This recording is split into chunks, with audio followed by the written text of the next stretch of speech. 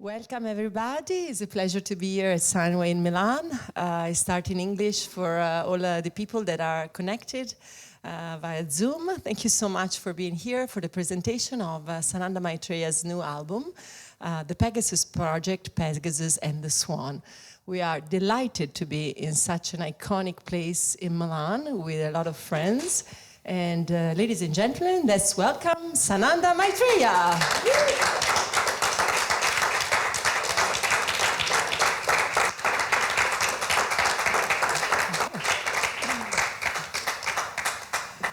Benvenuto Sananda, diamo un benvenuto anche a tutti i nostri amici ospiti qui, grazie della vostra presenza. So, finally the day has come. We are introducing your 13th project. Yes, yes. Are you happy? Are you relieved? I'm very relieved. Always for an artist, the most exciting part of making a record is making the record. So this is the part that you hope everything goes okay. Dice che per un artista la parte più eccitante è quella di fare un album, di suonarlo e comporlo. Quindi arrivati a questo punto si spera che vada tutto bene. You have total control as an artist when you're making the music. But once you are in these situations, you have no control at all. Yes. And it's like going from the cold to the hot, really, and it's always... Uno shock termico, a thermic shock, right? Well, but we are here and we're really happy. And let's speak about the genesis of the project. How did it started? At first, especially because you said it was your project number 13, you said that you were going to do a rock pop project with 13 songs, correct? It was, you want this question in Italiano? Sì, loro hanno capito, they are international. Va bene, grazie. No, dice 13 pezzi inizialmente, no? Visto che era l'album numero 13. The problem is at home we speak Russian. Sì, a casa parliamo russo. So, to spice things up. So I've wanted to do a power pop album for a long time to honor some of my heroes like Todd Rundgren, Big Star, the Buzzcocks, the Ramones. I wanted to do something like this, but the problem is I kept running into this Venetian gentleman named Diego Basso, who is right here right now. Please stand up, Mr. Basso. Il maestro Diego Basso, che dopo inviteremo a parlare qui sul palco, quindi è colpa sua se non ha fatto il progetto con 13 brani. So to quote one of my great heroes, life is what happens when you're busy making other plans. Yes. Oh, Vladimir Lenin. I thought it was John Lennon. I thought it was Vladimir Lenin. No. Just kidding. Scared so. So, Vladimir, what happened? So, but I've had a working relationship with Diego Basso for over 20 years. And we've done some festivals together. And so we immediately had a rapport and a musical respect. So every 2 years, the calendar would turn and Diego Basso would call and say, hey, let's do that project together. Let's work with my orchestra. And every 2 years, I would find a way to say, okay, downward. Next time. But eventually, before COVID, he called again and said, let's do this project. He said, I have a very exciting orchestra that I'm working with, and I would love for you to, let's put something together. So I said, okay, finally, but then COVID happened. So then 2 years later, Diego calls again, and I realize I can't keep saying no, because at some point you realize that karma is knocking on your door and saying, open up, because you know that you want to do this, but you keep putting this off. So I've always, like many musicians, it's always a great privilege to work with an orchestra, and I thought that the timing was perfect when I realized that I was running out of time to say no to Diego Basso. Sì, Diego, che è un caro amico, abbiamo avuto il piacere di conoscerlo moltissimi anni fa, suonando per il Festival Show dove Sananda ha partecipato, e poi finalmente sono riusciti a fare qualcosa con la Budapest Art Orchestra diretta da Diego Basso. Dopo ti chiederemo qualche dettaglio in più sugli elementi, eccetera. Sananda, then you decided that basically it was no longer 13 songs, obviously, but you had to also get some renditions of your post-millennium rock songs with the quartet, and you decided to call the wonderful gentlemen of the Archimia string quartet. How did that happen? Well, what happened was, as I was listening to, as me and my engineer, Matteo Sandri, as we were mixing the Diego Basso sessions, I realized that it had taken on its own life. And so I've always wanted to work with an orchestra. I've always wanted to do some stuff specifically with chamber music quartet. So this was the perfect time to say, okay, we have the orchestra. Let's now go get some quartet arrangements and do some of the songs that way. And then the other songs I would just do the way I've always done my music, which is lock myself in the studio and not come out until it's finished. And you said once in a very recent interview that obviously in the latest years your project have been very big, extended, like the extended play of a movie, because you have a lot of inspiration. So the question is, how do you get inspired? And you once said, I want to give back to the music what music has given me in my whole life. So for me, this is this type of exercise. Can you explain this better, please? One of the greatest privileges for any artist is to be able to contribute to their art form and to be known for making a contribution to their art form. And this is something that I take as a sacred privilege and a sacred responsibility, because it's very difficult to express with words, even if I was Shakespeare or Dante, the way music gave me the understanding of what life was and what my life was. Because I just feel like I come from another place, and that the only things that makes life on this planet worth being here is love, beauty, art, and great food, and just taking all the things that are wonderful to lift your life and building your life around those things. So this is, to understand the power of the music, I was 2 years old when I first heard the Beatles. And I have no memories before this. I have no memories before this. But the first time I heard I Want to Hold Your Hand, and she loves you, yeah, yeah, yeah, my life began. My life came into focus, and my memory came alive. So this is something so powerful that it can wake up your life and transform your life. And from the first moment I heard the Beatles, I wanted to be a part of this world. You basically, with this project, said that you ended the trilogy that started out with your Prometheus and Pandora album in 2017, then continued with Pandora's Playhouse in 2021, and now in 2024, the Pegasus project. Can you tell us a bit more about the way you see mythology? Because for you, mythology is like the Marvel movies, is something very real, it's not something that is detached from our life. Well, I believe, personally, I've had a connection to mythology, Sumerian, Babylonian, Egyptian, Greco-Roman,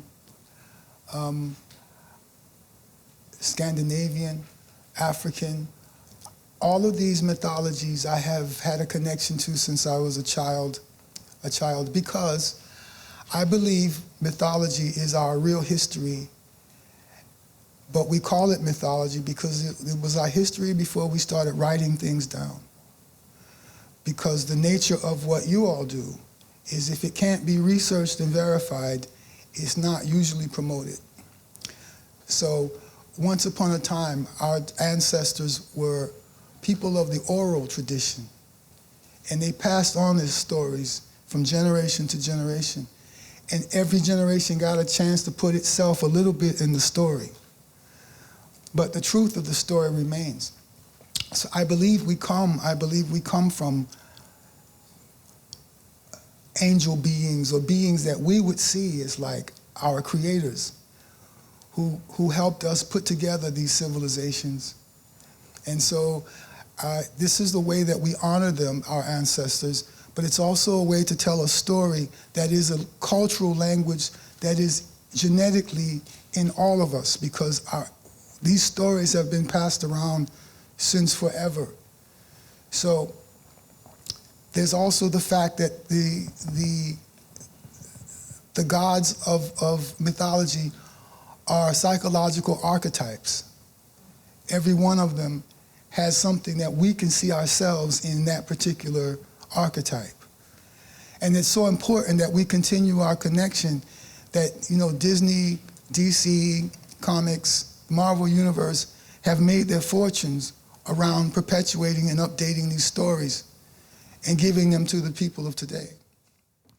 You said that the inspiration came also because you feel very connected with the myth of Prometheus, and also when you will start working on your musical that you have been offered to work on, you will basically call it Prometheus and Pandora because you feel a strong connection. What about it? Orpheus and Prometheus are the two beings that I've always had the most connection to. And, Prometheus was a demigod who believed he was a god because his father was a god, and his father loved his mother. And we know that love has the power to elevate our consciousness and our spirit. But to the other gods of Olympus, Prometheus was a pain in the ass. Because they wanted Prometheus to think you're only half a god, so you're not like one of us. But Prometheus' perspective was, no, I'm more, because I'm a god and I'm a man. So it gave him more range of emotion and understanding. And Prometheus' beef with the other gods is, you've created this world, you've created these people, and you've abandoned them. You treat them as nothing but investments for your estates, for your portfolio, and you care nothing for them. And Prometheus believed that the gods had a responsibility to what they created. The gods were like, fuck off with this kid. So eventually, the story goes that I'm promoting is, the gods go to Zeus. And we must remember that the same gods that went to Zeus were the same gods that helped Zeus overthrow his father and the Titans. So they gave Zeus an ultimatum. We know you love Prometheus. We know he's your favorite son. But you have a problem, and if you don't get rid of him, there's going to be a bigger problem. And Zeus was understood that these people, they were saying to him, it's him or us, because he doesn't belong here. And so basically the banishment of Prometheus, I feel like I lived this story because I ascended a mountain very, very fast, and it freaked a lot of people out who were on top of the mountain.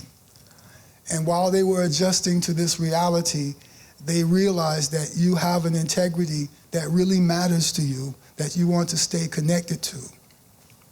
So you're kind of eased off the situation because it's just more convenient for the other gods of Olympus to do without what you represent. So this is, I hope this explains why I am on this story. And I also like to say that the thing about, as I write this story, as we write our stories also write us. I'm writing this story, and it's also, as I write this story, I'm also on the other side continuing to write the chapters of my own life. So I feel like this connection, this obsession with the ancestors, with our common ancestors, with the ones who descended down the mountain and gave us life, it really does give me something to maintain this connection. And this is what I try to share with others through the music. How much do you identify with your music? It's very difficult to sometimes make a distinction between your life and your career. Because for me, I don't have a career. This is my life. And this is what we do. And it's a privilege, even when it's a pain in the ass. Because as I get older, I find an anxiety that I never had understood before. I didn't know anxiety. It's like before I became a father, I didn't know fear. But then after I became a father, I started to understand fear and what it would mean to lose something that means so much to you. So it's very difficult to say, this is where my life ends and this is my career begins. It's all what I have been called to do. And I don't see this as a career, I see this as a service. The same way you would work for the diplomat, the diplomatic department or the Corps or whatever. That's how I see this, and I hope that answers your question. It's like a mission. It feels like we're on a mission from God. And tell us a bit more about the songs that you did, the original 13 songs that were supposed to be the initial project, so the power rock songs. Tell us a little bit more about the narrative. There is one song that I personally love called Bondage. I know that it has a very specific meaning of also what is the meaning of this project for you? As I was saying before, as you write your story writes you. But it's also a process of liberation. And Bondage is a song that obviously speaks to the more physical side of I used to have a friend in London. I met her at a party. This was Tanti Anifa. And she was a dominatrix. And her story was simple. She says, one day I'm coming home from the club. I'm waking up with a guy. And I realize, I really love sex. I really love guys. I can live like this. She finds a madam. Within 2 years, she says she's not having sex anymore. She's beating people.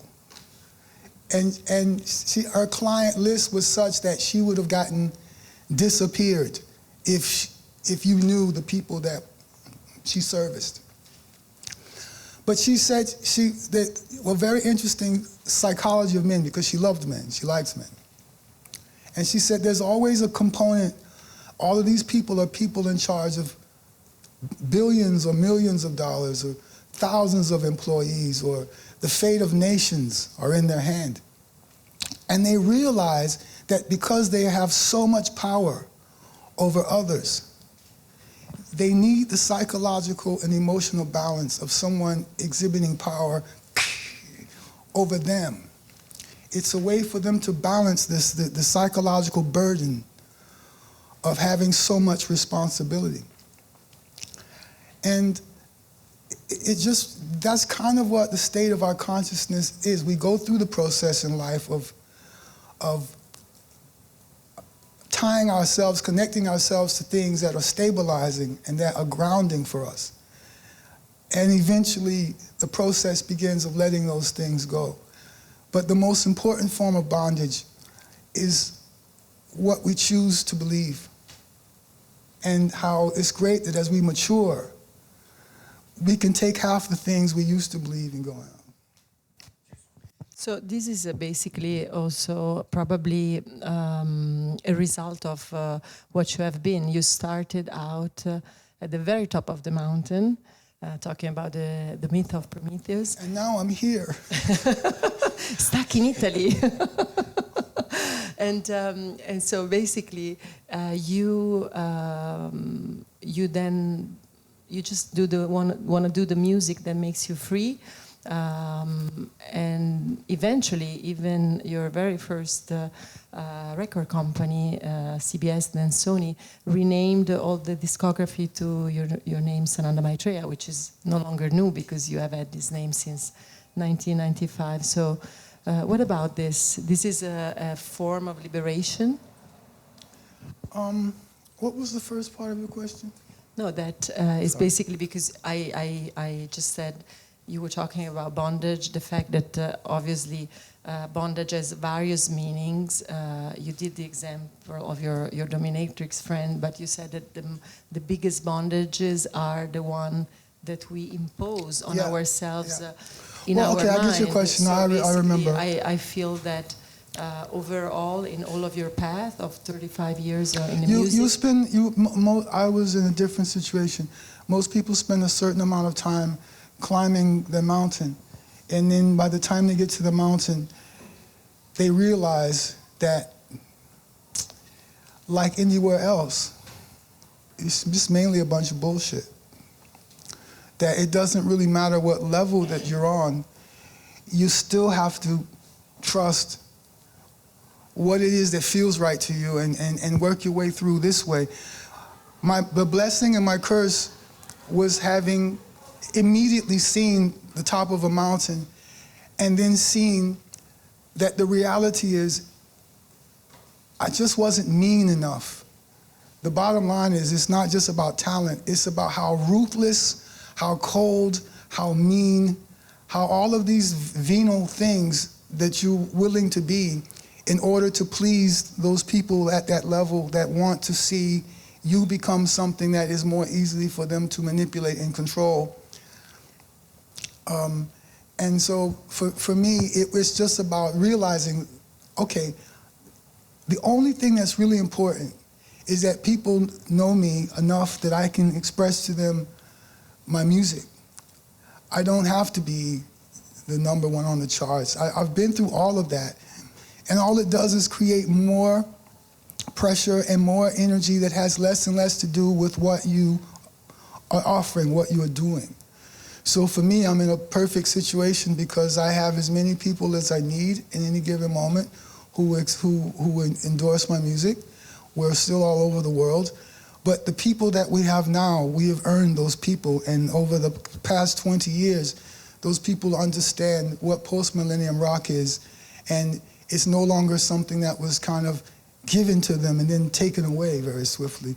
So this is the best time for not only myself to be an artist, but if you know who you are and you're willing to pay the price that we all have to pay to be ourselves in this life, then it's never been a better and more exciting time to be an artist than it is now.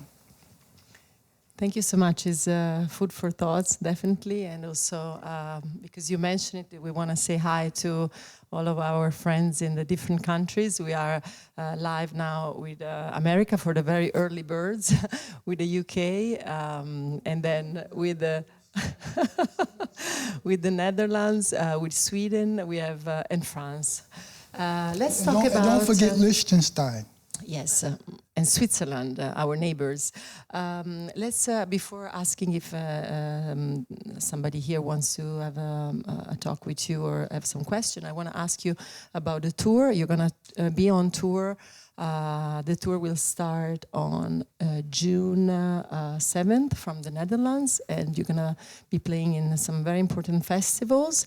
So tell us a little bit more. This is going to be a retrospective of all of your music, correct?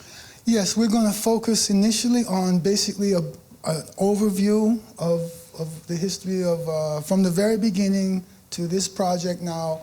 We will be taking our listeners through that experience.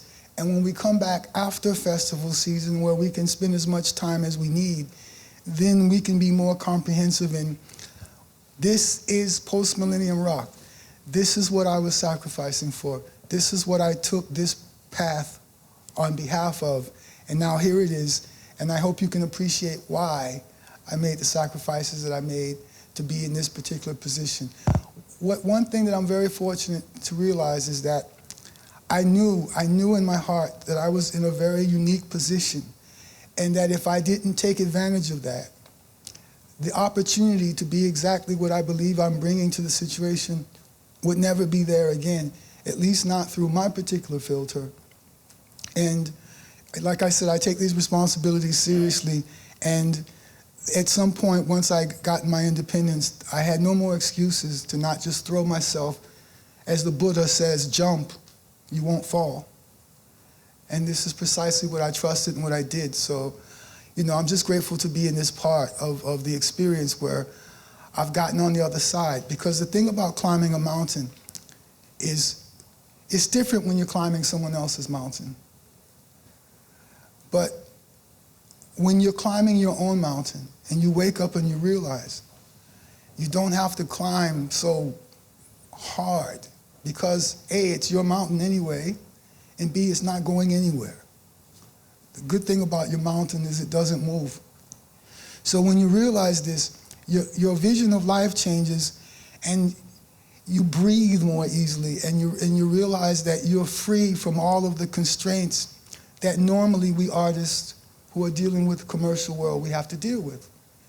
And you have to deal with the fact that the people that most support you might not be there in 4 months. They might be completely gone. And it might actually be because of your success that they've now gotten better offers, better deals, better situations. Now here's some new bitches looking at you, and you don't even know who they are, and they're kind of afraid of you because they don't want to be responsible for what they didn't have anything to put together. So but at the same time, you get your money stolen, you go through everything. But there's another one of my great heroes, Keith Richards, said when referencing Alan Klein and the fact that he stole all of their shit, he said, that's the price of an education. And so I'm grateful that my stamina and my belief in myself allowed me to look at it from this perspective that, yeah, it's not so much that your money was stolen, you were just introduced to the business. Welcome to rock and roll. Welcome to the business. And, at the same time, it opens your eyes, it wakes you up, and you realize what you need to do to take responsibility for your situation. So at the end of the day, the fact that I can accept a call from Diego Basso and not have to first check with other people who may or may not think it's a good idea. Ooh, I don't know. This is the beautiful part about being an artist today, is that when other artists, great artists like Maestro Basso calls you, you can make the decision based on your love and your feeling and not based on demographics. And since you mentioned him, let's welcome Diego Basso here, just for a quick introduction. I will translate in English. Allora, Diego, mettiti vicino a Sananda e dici 2 parole, com'è stato lavorare con lui, e parlaci un po' della Budapest Art Orchestra. Benvenuto. Grazie, buongiorno a tutti. Ogni tanto nella vita bisogna anche provare delle cose nuove, no? Io ho conosciuto Sananda e, come diceva prima Francesca, avevamo una band con un quartetto d'archi, che sono gli Archimia, che sono qua con me. Però questa voce è una voce molto, molto particolare, è una voce che ha armonici straordinari, e quindi ho pensato di proporre a Sananda di mettere questa voce insieme all'orchestra sinfonica. In life you have to try new things.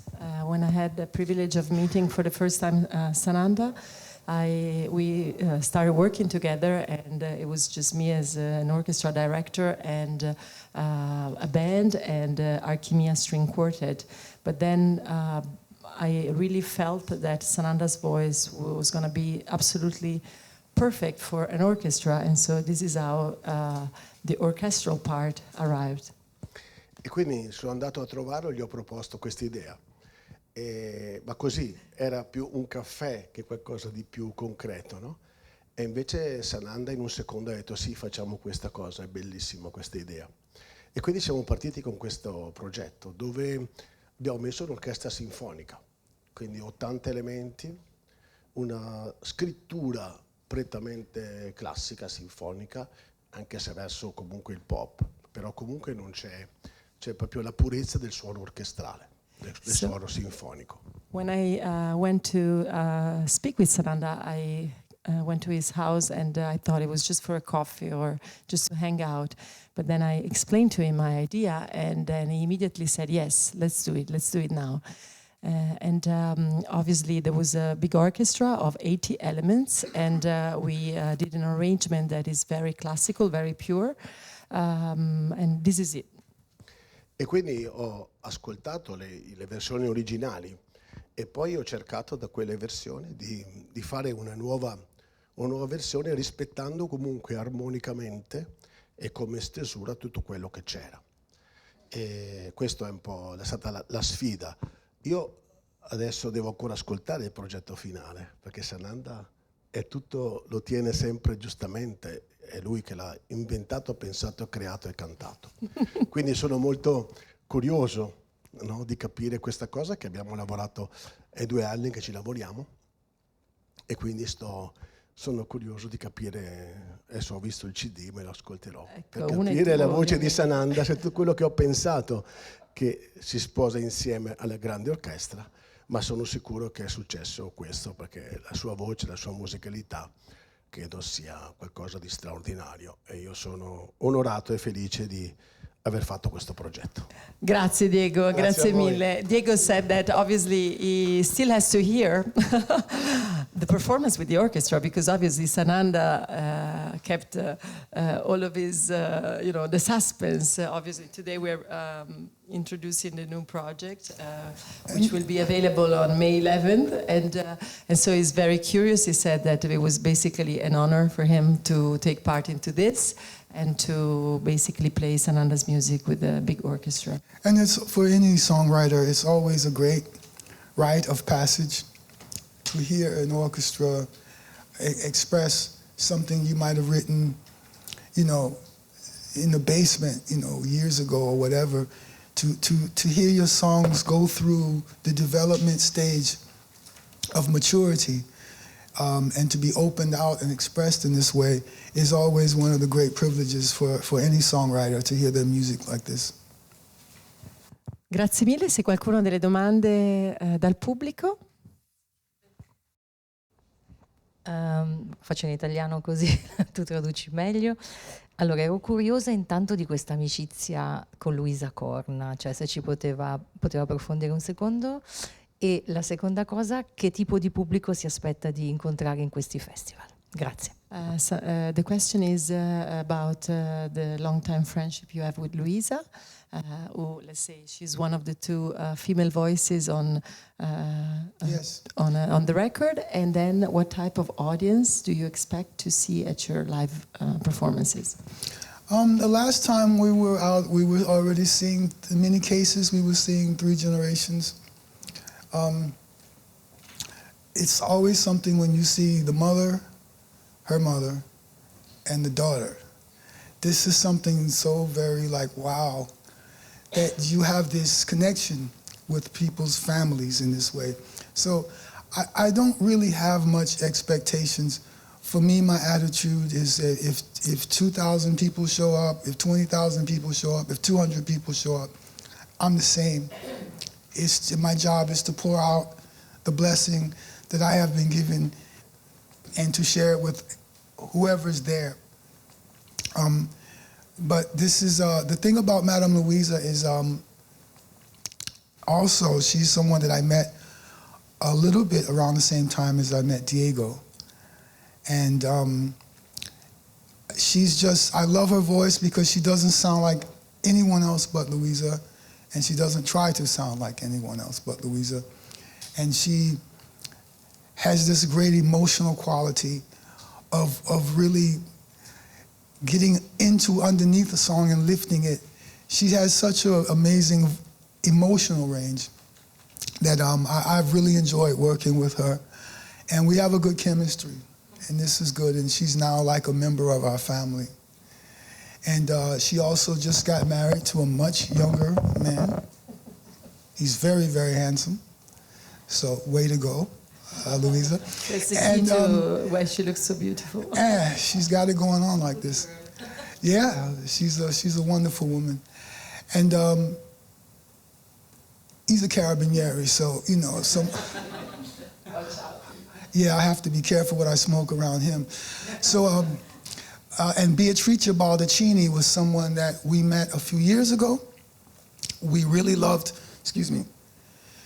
we really loved her energy.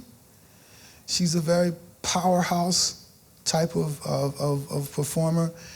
And she has very much experience now in theater. She was the lead in Pretty Woman, in the Italian version of Pretty Woman. She played Julia's part.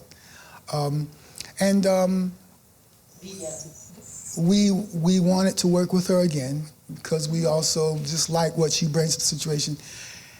And it also, for me, the idea was, these are my records, and I don't have to sing every song on my own records if I don't want to. So I wanted to bring in a couple of people and have them share the burden, because nobody has to listen to one person sing all of these songs. So I wanted to share it, and I'm glad that I've done it in this way. Also, Madame Louisa was with me on Pandora's Playhouse. And so, yes, well, I assume we will be working together more in the future. Yeah, recurrent presence in your life and in your recorded music. Let's remember that Sananda always, you do everything, right? You play, you write, play, perform, arrange. It is, I'm often asked, why do you do everything yourself? I say, it fits the budget. But, you know, when I have spent years perfecting and still perfecting my craft, and for me, it's such a powerful therapy. I love to go into the studio with just my engineer and put all these puzzle pieces together that I'm hearing in my head, and standing back and going, wow, this is really cool. It's such a great experience. So it's kind of selfish, but, you know, by the time I call a bass player and say, hey, this is the part I'm hearing, I could have done it already, and I could have saved the money. I mean, you know what I mean? So I have a family now, so I think it's my responsibility to be more fiscally responsible. And there is a song called Selfish. Yes, tell us a bit about it, because it's a very interesting song. But ultimately, to finish that thought, ultimately I make music because I'm blessed to make music, and I just love it so much. And it's one of the thrills of my life that I can have some control with. Yeah, I mean, being an artist, it does require knowing when it's important to be selfish. And I think all of us sometimes can be over selfless. And we have to know when it's okay to serve ourselves. We don't only have to serve others, but when it's okay and healthy. So it's just a matter of, you know, respecting your boundaries and respecting the fact that you need boundaries, particularly if you are focused on what you're doing, because life has a way of being very distracting to people who know exactly what they want to do and they're focused on it. And sometimes it's as if life says, we'll see how serious you are. Okay, hey, what about this? What about this? And so it's always a matter of keeping your vision forward and doing the work that you're required to do and protecting the space around you that you need to do that. Are you happy today? The smartest decision I ever made in my life was to ask this woman to marry me. Thank you. The smartest decision I ever made. That was not the answer I expected. No, it was the answer that we needed. We needed, and we last year celebrated 20 years of marriage. All of my friends. We had 3 wedding rings, one each. We went back to Assisi where we were married 20 years ago. This was not the question. This is the answer. And we took our 2 boys, Francesco and Federico, there because they had not yet been to St. Francis in the church and in Assisi. And it was a wonderful experience. But I say that because it's important, and it's because, and this is very important, I grew up in Sunday school, and there's something in the Bible that says, seek ye first the kingdom of heaven and its righteousness, and all of these other things will be added unto you. And the way my life interpreted that was, you serve the music. You work for and on behalf of the music. Always put the music first. Not the money, not the glamour, not the sex, drugs, and the rock and roll. But always put the music first, and the music will look after your life. The music will take care of you if you take care of what you're supposed to do. And because of my music, I have my wife. Because of this life, and because of her, I finally found the last piece that allows me to be about the music, and knowing that someone that I trust can take care of the other things, allowing me to focus on the work, because ultimately I'm about the work, and that's the most important thing. Sananda is a workaholic. He works all the time. Yes, music is a female, right? This Yes. is really wonderful, and if I may add for us, And my relationship to the concept we have of God is more of a feminine earth power, because I believe that ultimately the song O Divina, this is what it was about, is my relationship to the mother of God is always been stronger than the relationship to God. we have to be careful because we got married by the Bishop of Assisi, which is no longer here because he passed a few years ago. So when he's, don't say things that then may, make us feel in trouble with the Catholic religion. But obviously, Sananda has a very wide understanding of religion, and it's beautiful that he sees music as his mission, as his life mission. And I have to thank you very much for being here with us today. This project is obviously, like every project, is for us a new baby, a new son, a new creature, and we're very proud. You've done an exquisite work. The arrangements are fantastic, and Thank you. It's very, very interesting. So I hope you will enjoy listening to it. We have a question? Enzo. Che bravi che parlate tutti l'inglese così bene, mi avete semplificato il lavoro. Però te la faccio lo stesso in italiano. Sì. Allora, volevo sapere la line-up di questo retrospective tour, se non c'è Italia nelle date, non l'ho visto. Non ancora. Ecco, perché suona così poco, visto che vive a Milano, perché suona così poco in Italia? E poi, noi siamo di fianco al consolato americano. Sì. Voglio sapere se lui, have you ever missed your hometown? E soprattutto se segue le cose americane, ci sono le elezioni quest'anno. Allora, let's start with the last question, which is about, we are literally next door from the American consulate. If you miss your hometown, and if you follow American politics, and if you want to say something about America. And if you are voting. The voting question I will leave untouched. But, of course, the thing about America, as you obviously know, is that it's very difficult not to pay attention to what goes on there, because they make sure that the world knows what is going on there. And our culture is so important to the layout of other cultures that, and the relationship with this country has been such as it has been for so long that you know what's going on in America. And I just feel that if the truth is that, first of all, I don't really know what my hometown is anymore. I just know that emotionally, my children were born here, their mother was born here, so I'm here. And that's good enough for me. There are a lot worse places I could have been assigned than Milano, a place whose Milanese culture has always put a high priority on art and culture and beauty. And the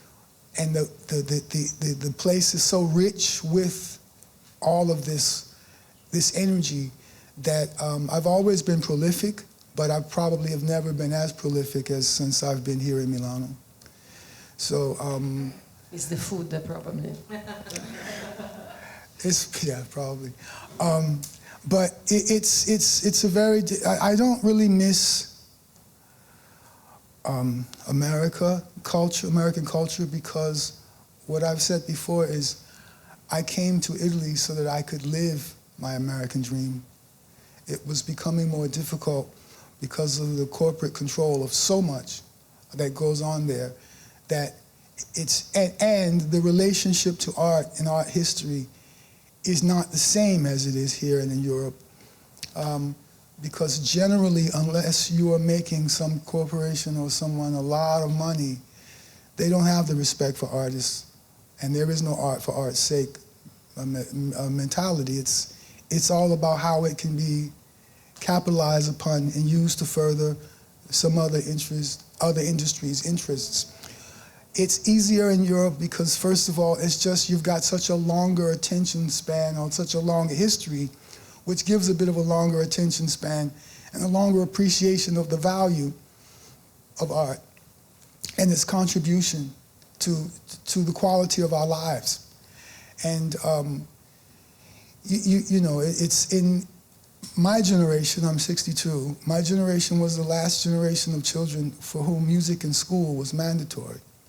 And so fewer and fewer people have a connection to anything except just what's most immediate. And just as an artist, I would not be the first nor the last to find a more comfortable home in Europe and in places where art has a different level of appreciation. La seconda domanda, the second question was about the lineup of your upcoming tour Yes. in Europe. He asked the question about playing in Milano. And when you will be back planning- live in Italy as well.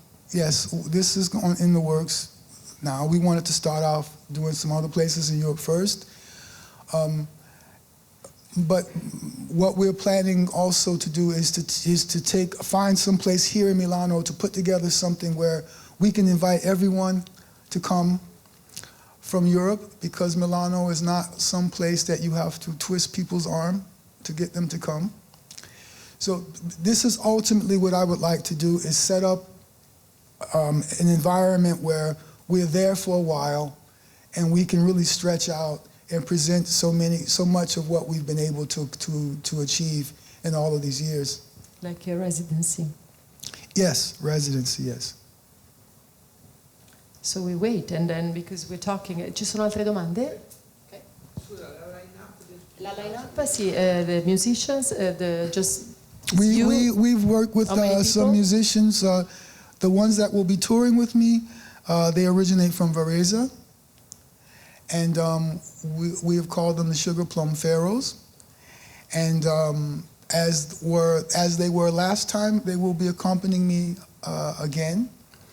And right now, they are already in rehearsals and preparing for these dates that we have committed ourselves to. But is Sananda playing the keyboard and the guitar according to the songs? And there is a drummer, bass player, keyboard player, guitar player, and a Oh, I see what vocalist. I'm sorry, I missed this part. Answer.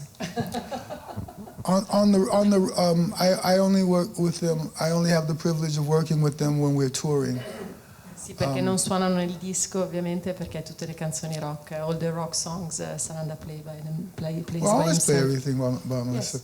So all the stuff that was So they like only funny to say, commit themselves when all he this goes on stuff, the tour. orchestra stuff and the string quartet stuff, but it's not like everything else. Oh, was we about. forgot to say last thing about the record, that in the there are two volumes. Volume 1, Pegasus and the Swan. Now, if I don't do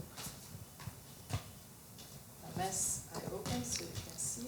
And most of the orchestral. And I want to tell you that in Volume 2 there are 4 songs that were co-written. There are 4 important collaborations. Shall you we have mention? to. Yes, we in the course of. But what I'm really proud of is that all of my projects before, I suggest to the art director what I'm looking for, I tell him what I'm looking for, and we then collaborate from that point onwards. But this one I decided I just wanted to do it myself, and there was no reason why I was not able to with the tools that are now available creatively. So you became also a designer. I became a designer, and I designed because you weren't doing as many things already. But you did a great job. E c'è anche un bellissimo booklet con tutta la genesi del progetto, dal caffè con Diego a seguire con i fantastici Archimia. Una domanda. Qua, Fabio Ricci, ciao. Una curiosità e una domanda un po' più seria. La curiosità è, chissà quanti ti avranno detto, no, 40 pezzi, too much, ma sei matto, qui fanno EP da 4 pezzi. Non hai 41 per la precisione? Enzo numero 1. First of all, there's 41 listings, but there's only maybe 30 songs. Everything else is a segue or insert. See, because you have to listen to the project gapless if you want to listen, obviously, to the beginning to the end. And my example is two things. One, when you have harvest, how much comes off the tree? You take everything off the tree because that's what the tree gave, and that's what I'm giving here. But also, people's listening habits have changed so completely since I first started that it's not as if you have the expectation that people always sit down and listen to something from top to bottom. They tend to take it in parts and pieces. Sometimes they may say, oh, let's listen to the whole thing. But this is not when you would get like stoned and smoke a joint and put on your headphones and listen to Dark Side of the Moon. You know, this is a whole different era. But this is kind of where my approach is. I was very close to the late, great Prince, and I decided years ago that I did not want to spend all of my time in the studio. I wanted to also experience life, which for writers is very important. And I didn't want to die with like all this unreleased stuff in the vault and people fighting over it, or, oh, we should do this. While I'm here and I have it and I believe it's worthy of my name, I put it together. Mi ha già risposto. La seconda è un po' più complessa. Prima parlavamo di John Lennon, adesso anche i Pink Floyd, Roger Waters, tutte persone molto impegnate socialmente sulle corporazioni, su dove sta andando questo mondo. Penso adesso anche ai Muse che fanno tante cose impegnate. Quanto come padre, come uomo, si pone questa domanda, cosa posso fare io, e lo posso fare immagino con la musica, per aprire più coscienze possibili. What can I do as a father and as a musician, as an artist, to open up people's consciousness in this world dominated by corporations?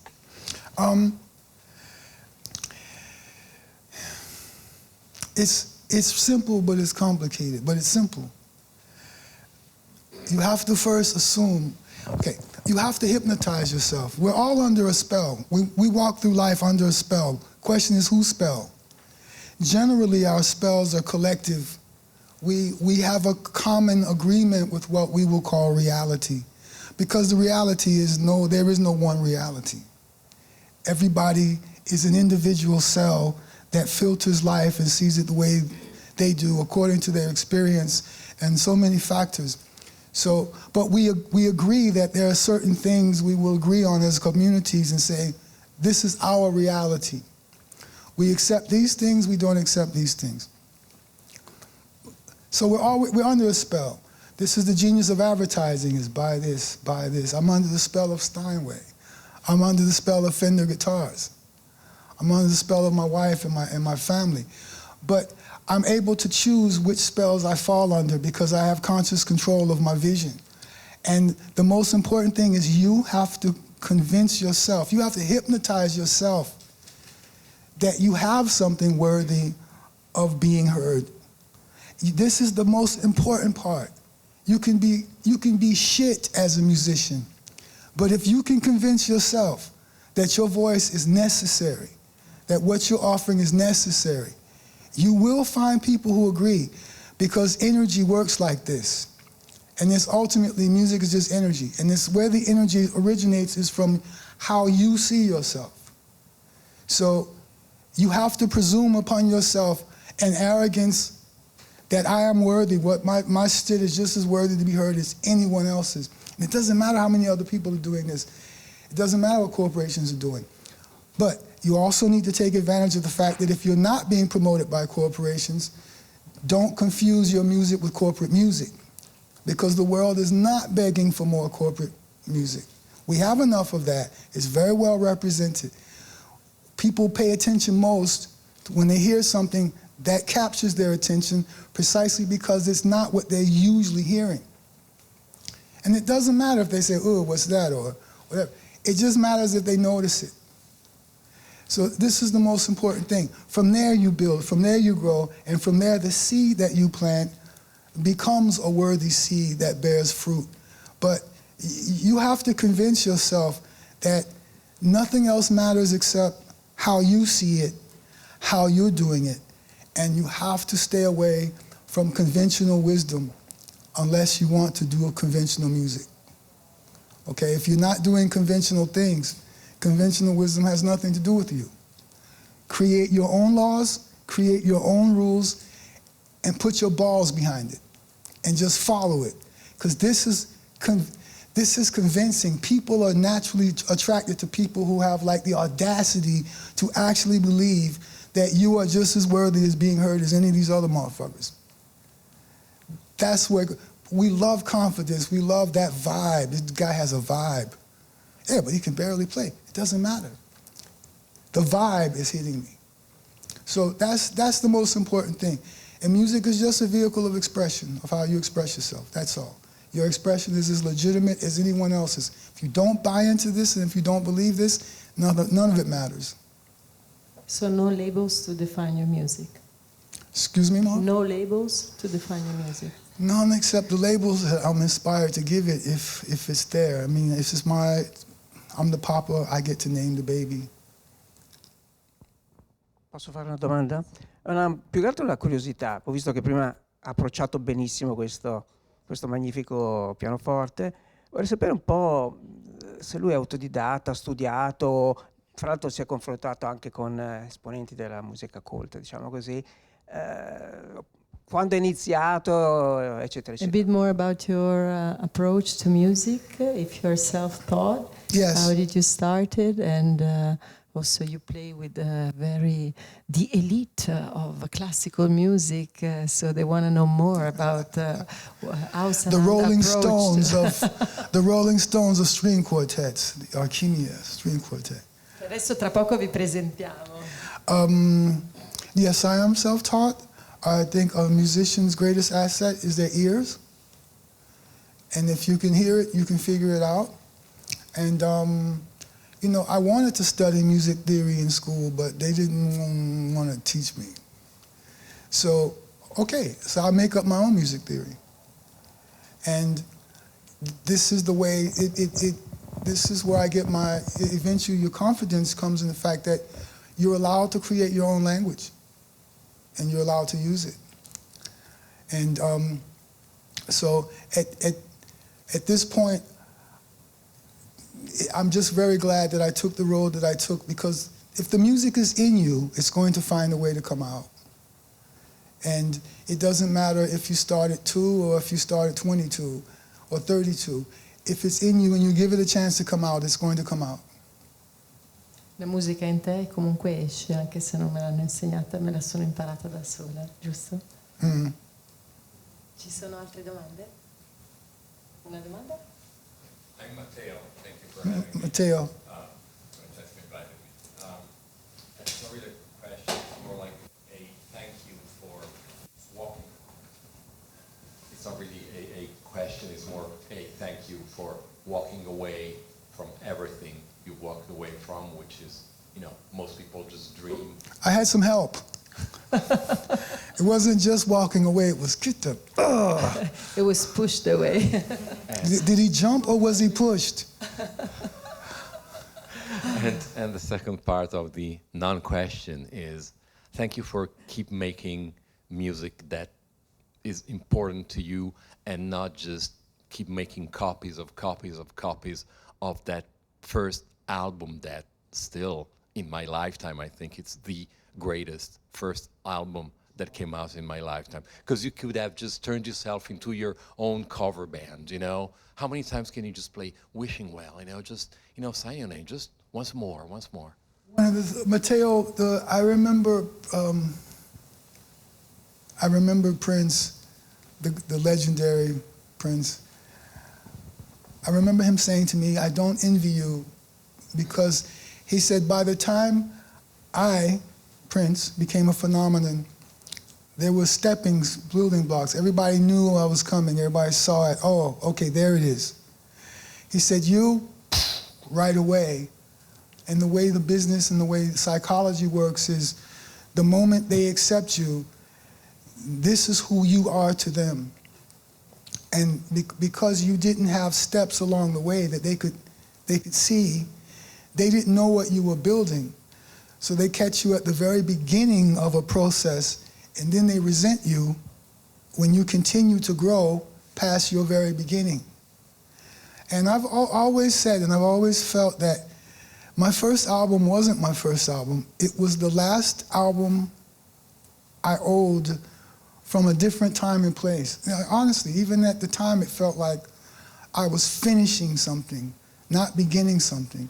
For me, the real, true beginning of post-millennium rock, and it's not that I'm not proud of that project, I very much am, but for me, the true beginnings of post-millennium rock was Neither Fish Nor Flesh, when we started saying, okay, it's if we had paid back a debt with the hard line, is if we paid a debt and realized, okay, we're now free.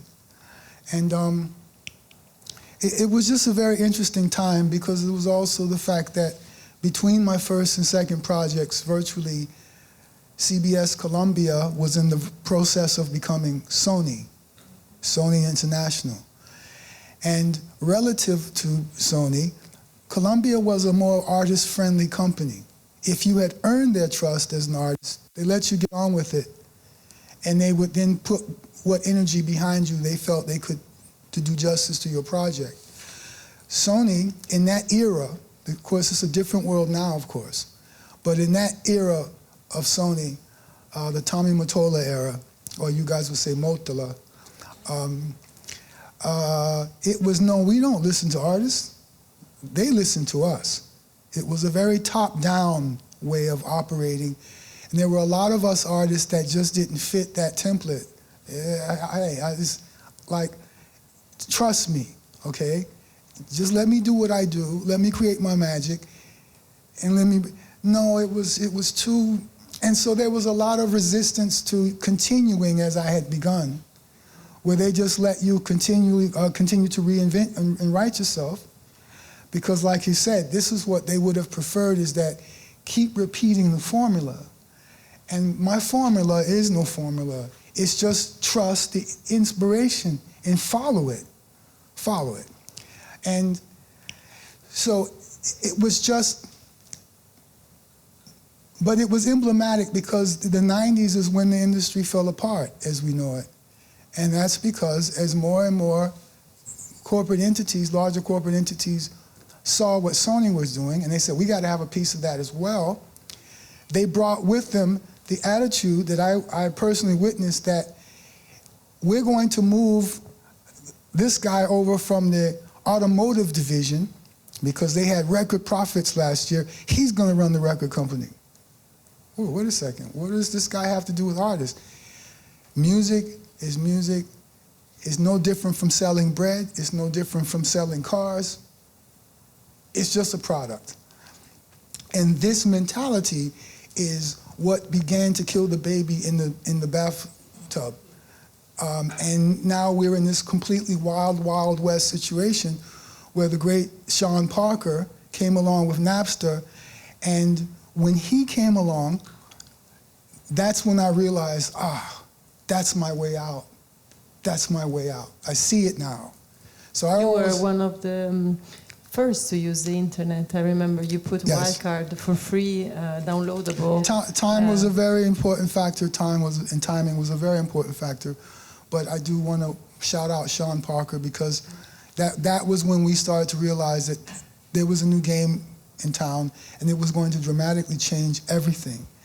And I was just fortunate that I had achieved a level of success right away that left a lot of the rest of pursuing, the idea of pursuing more and more and more fame. I saw that the situation that I was in, I was only going to be allowed to do that if I allowed them to control my identity as an artist. And I'm just not wired that way. It's not about being stubborn. That's just not who the fuck I am. And the mismanagement of assets is what killed the industry in that time, because you're taking thoroughbred horses and you're trying to turn them into farm animals. And it's a bit And you're taking farm animals and you're trying to turn them into thoroughbred horses. So it was just a mismanagement of assets that didn't work out for a lot of us. This concludes what you said before, that music then has the power to change the world and to also express yourself without any label, any boundary, and except those that we feel comfortable giving it. But it's just such a powerful force, and this is why there has always been. Let's not just act like this. Corporations controlling music is different. Before it was the corporations, it was the church and the nobles, the noble families. They controlled it. You still had to have somebody sponsor Beethoven, or someone had to pay for these compositions that Mozart was creating. One of the most powerful things I've ever read, because these are also my great, for me, Mozart and Beethoven and Bach, these people are the evidence that there is a God, as far as I'm concerned. Because the music they make is so otherworldly that it leads you to understand there is more than just this physical level of existence. But the last year of Mozart's life, he had finally gotten assigned to a church in Vienna, which would not tax him to do anything but create maybe a couple of masses a year, and would allow him to create, with all the time he wanted, his own work. For someone like Mozart to have said, I'm so excited because now I get to finally do the music that I want to make. And you think, and you listen to the magic flute and the absolute perfection of this, and you think, my God, what is going to happen when he finally gets turned loose? We never got to know that. And that was a part of his deathbed confession, apparently, was that he made this comment. Or that the last quote of Haydn was, wow, I was just finally learning how to write for horns. This is just the power of it, and the fact that it's always under someone's control. And this is why being an artist in these times is such a unique time to be able to present what you want to present and what you feel that represents the truth of what's inside you. ultimately is freedom, Yeah. Yes, please. Have you just a good relationship with these songs, with the first songs? Yes, but I had to transit. I had to go through. Those songs changed my life forever. And anything that changes your life forever is going to have some resentment. You're going to have some resentment because when you're dreaming, you only see the dream. You don't see the taxes of the dream. You don't see the price of the dream. And then when you realize that the price of that dream was almost losing your life and losing everything that mattered to you, and realizing what kind of person you were and what kind of person you were not, that experience produced years of bitterness, especially because the record was so powerful that fucked people up. And now they were trying to figure out how to contain me more, and how do we use his gift as a magician for our benefit, our purpose, and stop him from kind of confusing the situation. Because part of what they are responsible for is maintaining control of the spell that we'll all collectively agree to participate in. And so if they feel that there is someone capable of another kind of spell, particularly if that person is the kind of person that promotes the idea that how you feel and how you think is important, and it doesn't have to always be suppressed for the good of other people's comfort level. It creates a bit of a problem. And they may even love your music or your work, but they fear you they fear your influence. So unless they believe they can co-opt you and bring you into their situation, they will gladly use your power for the mutual benefit. But if they're not sure that you care how they're using your power, then they tend to stay away from you. But all of those things, all it did was wake me up. Because when I started dreaming, the world that I became awake in did not exist yet. Once it did exist, I realized that as painful as that shit was, and it was incredibly painful, this was the purpose, was to convince me that the longer you stay in here, the more you're going to lose what it is that makes you unique. So if this matters to you, get out now and never look back. So consequently, it took me a long time to dissociate myself with the traumas of those songs and to come back and hear them in a way that others hear them now who were affected by those songs. So, and that's probably a greater connection for me, is not only the songs, but the fact that to someone else, that song represented their first kiss. You know, I've had people come up to me and say that the first time I met Miles Davis, the great Miles Davis, I said to him, do you know, because I'm also a big Frank Sinatra fan, and in his generation, Frank and Miles had a great admiration for one another, but they were the two alpha males of their era. They were the two guys that everybody else wanted to be like these guys. And I said to Miles, I said, do you realize how many people you and Frank have put on the earth? How many people would not exist if it wasn't for a Frank Sinatra record? How many people only exist because their mother or father was hearing Kind of Blue or whatever, they were in the right mood, and then life happens. That the music has the magic to create more life. And he looked at me strange like, this kid thinks too much. You know what I mean? But then it happened to me. It happened to me that all of a sudden you start to run into people that tell you that your music is what motivated their parents to procreate, to create them. And then that's when the connection you have to those songs comes back to you through the people that those songs have affected. Okay, one of the scariest, funniest things that's ever happened to me, I was in Amsterdam signing some autographs in a record store. And there was this long line, and there was the girl who finally came in front, lovely young lady. She said to me, I just want you to know that you were my first sexual experience at the age of 12. And I was like, until I met my wife, I was never attracted to younger women anyway. And I'm like, oh my God, wait, I don't remember, who is this person? She saw the panic on my face. And she said, no, I'm sorry. I was sitting with my mother in front of the TV in 1987. And you came on the television, and this was my first experience of sexuality. Oh, jeez, oh, jeez. And it was so funny that the next 2 or 3 people in the line behind her started laughing as well. It's like I couldn't wait to get out of there. Like, is there? But so this is ultimately this for me. A song is okay, wonderful, cool. Now the next one. I'm picking fruit, and now. It's also important to say that you never listen to until you have to perform, and obviously Sananda will be performing a blend of all of his projects since the very beginning in the upcoming tour. So let's bring on the guys.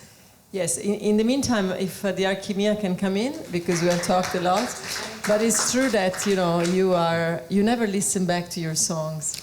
I'm just obsessed with what's next. And never look back. I don't think it's time to look back yet. So yes, I'm just interested in what's next, and I'm just grateful for my work ethic. I'm grateful that I come from people for whom work was a very important part of our existence, and I've never lost this connection.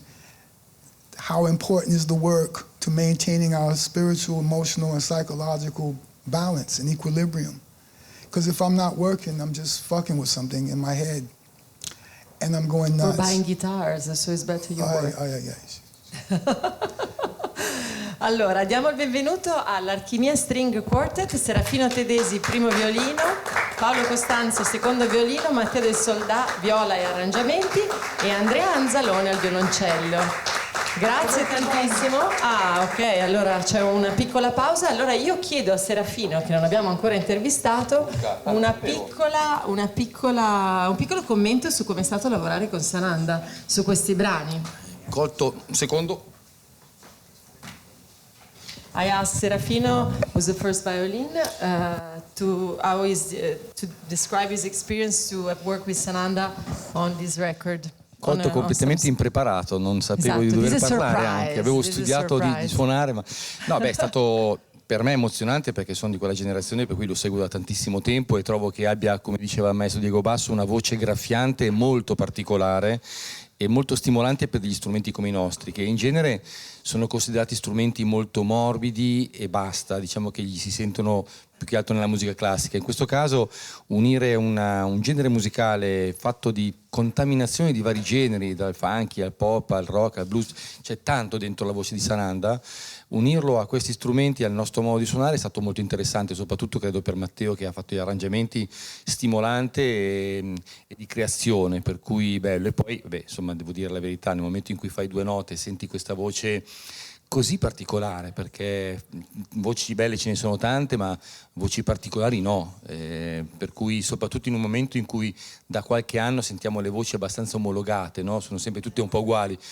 Perdonatemi la battuta, sembra che tutti che abbiano una mela in bocca, quindi hanno tutti lo stesso modo di cantare, lo stesso timbro.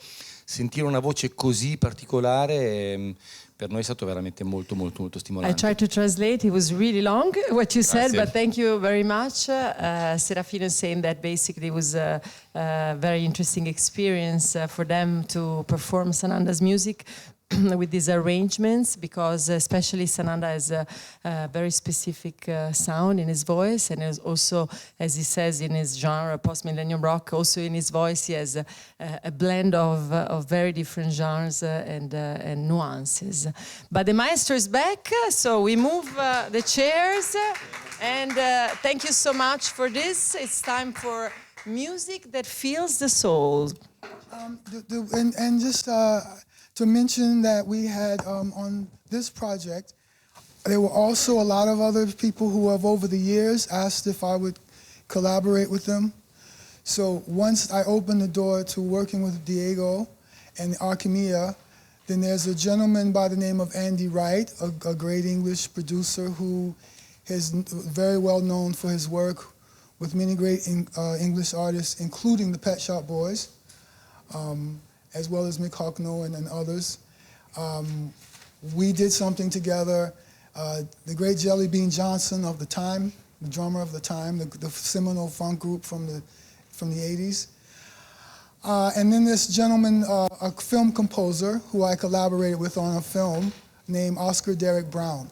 So these are the collaborations in addition to working with Diego and Archimia. And okay, so now I'll shut up. We're going to start, before we bring in this magnificent quartet, we're going to start with a piece that I did with Maestro Basso's Budapest Art Orchestra. But we're just going to, and that's going to be the prelude as we go into the next piece. We're going to do a selection called Madame Swan as our swan song. We're going to do before that a song called Share Your Pain. And we're going to prelude it with a song called Time Takes Time, and we're just going to do the instrumental portion that would otherwise have been played by the orchestra, but there were just too many of them.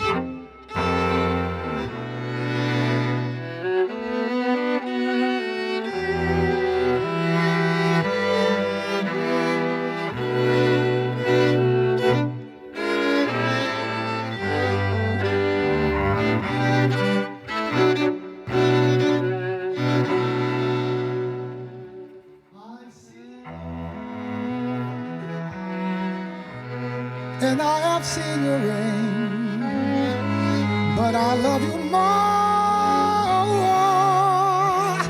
when you share your pain with me. I've seen the winds of change swallow your seeds of grain, but I love you more when you share your pain with me. Dream your dream, dream lover like the dawn.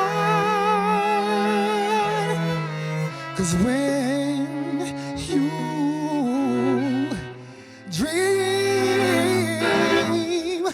another light goes on.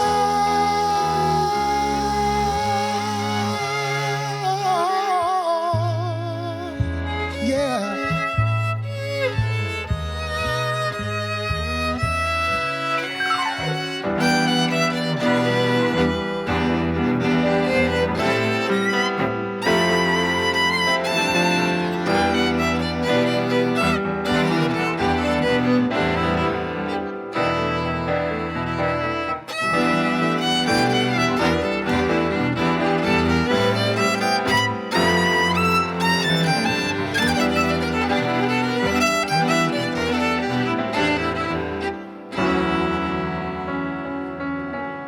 Dream your dream, dream lover like the dawn.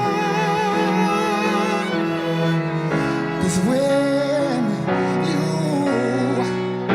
dream,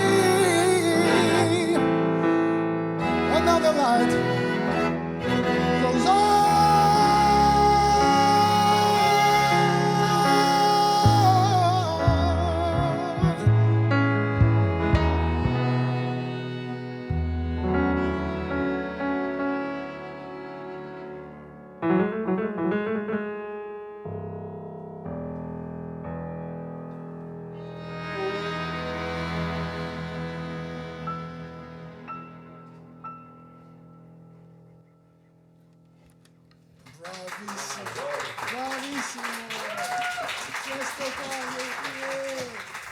Now we present to you a song that we recapitulated because once we realized it was about Pegasus and the Swan, we knew that we had to include this song that was waiting for us. And the gist of it is, Madam Swan, are you feeling in your swans today? Or are you on your lake feeling the waves of heartbreak?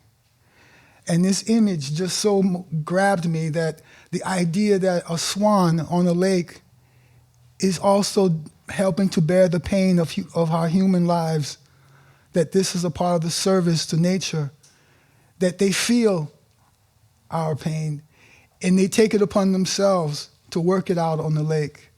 So this is the origin of this song, and we give you Madam Swan.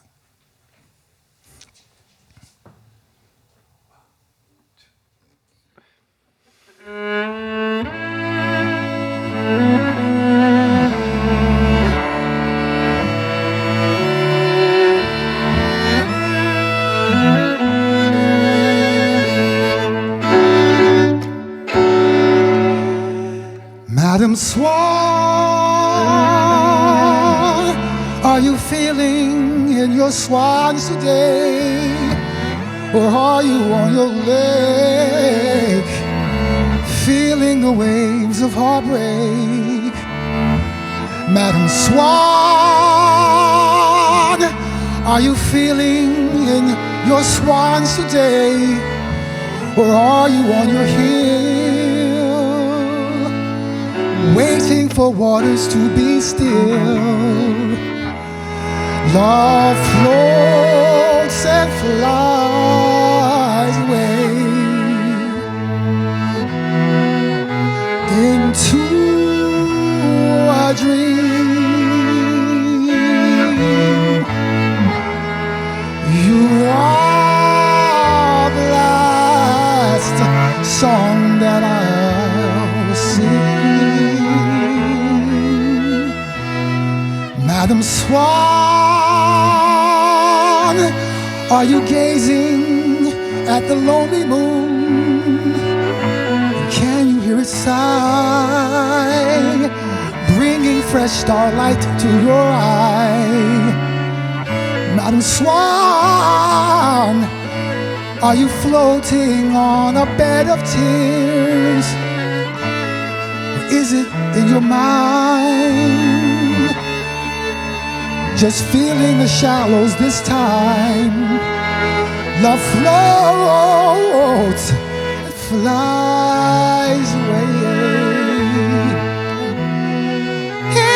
into a dream. You are the last song that I'll sing. Madam Swan, are you feeling in your swans today?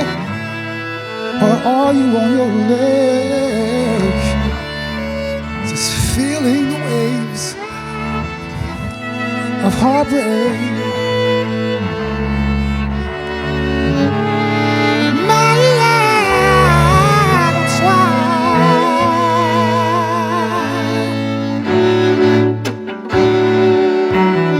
Madam Swan, are you feeling in your swan today? Are you gazing at the lonely moon?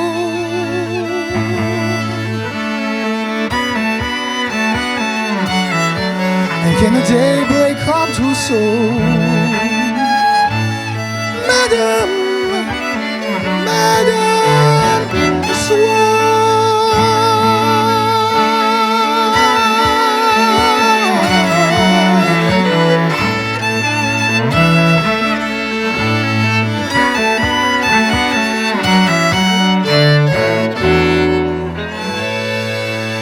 Madam Swan.